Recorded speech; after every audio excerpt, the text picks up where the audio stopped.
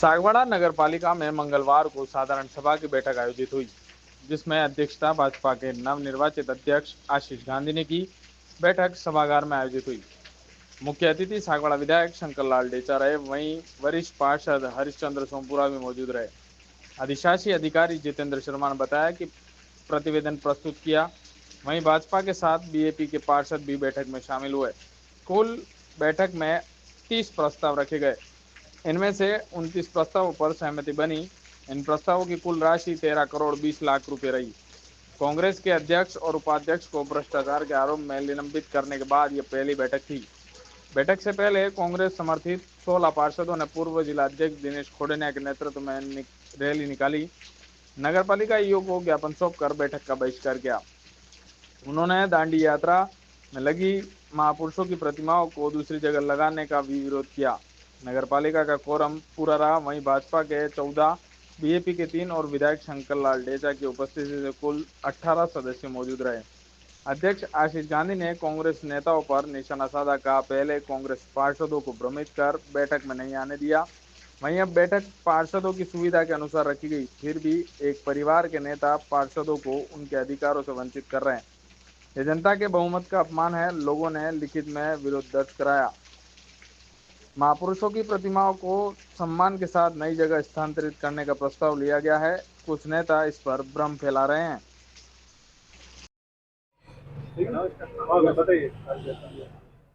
अनैतिक और धनबल के आधार पे नगरपालिका चेयरमैन मनोनीत हुए। उनके 45 दिन के कार्यकाल के अंदर 45 रुपए का विकास का काम सागवाड़ा में नहीं हुआ है, लेकिन इन्होंने आज के बोर्ड के प्रस्ताव में राष्ट्रपिता महात्मा गांधी, जवाहरलाल नेहरू, सरदार पटेल, हमारी यहाँ की बेटी शहीद कालीबाई, नाना भाई खाट, भोगीलाल जी पंड्या, गौरी शंकर जी उपाध्याय की मूर्तियों को हटाने का प्रस्ताव लिया है। उसको लेकर के पूरे वागड़ में बहुत विरोध हो रहा है और ये विरोध दर्ज कराने के लिए हमारे कांग्रेस के सारे पार्षद और सारे नेतागण आज बोर्ड के ईओ से मिलने के लिए आए। और साथ ही आप विकास का तो काम कोई कर नहीं रहे और ये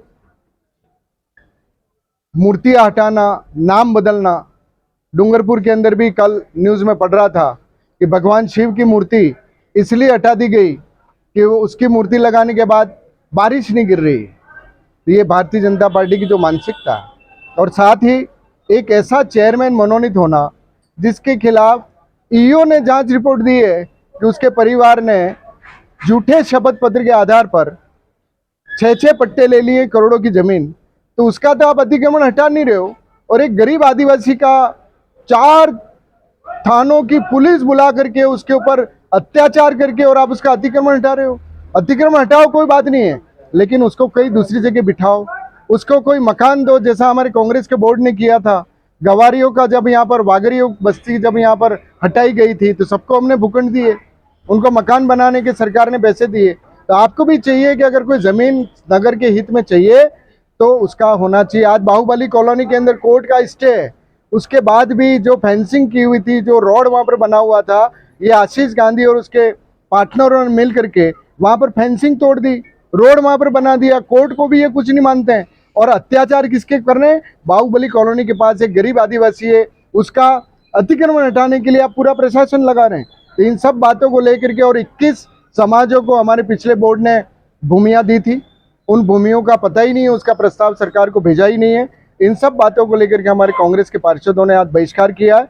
और आगे भी अगर ये लोग गरीब आदिवासियों के ऊपर अत्याचार करेंगे, उनके अतिक्रमण हटाएंगे और खुद भू माफिया की तरह जमीनें हड़पने की कोशिश करेंगे, तो कांग्रेस हमेशा इनके बोर्ड का बहिष्कार भी करेगी और विरोध भी करेगी। और स्वतंत्रता सेनानियों की मूर्तियों को किसी कीमत पर हम हटने नहीं देंगे।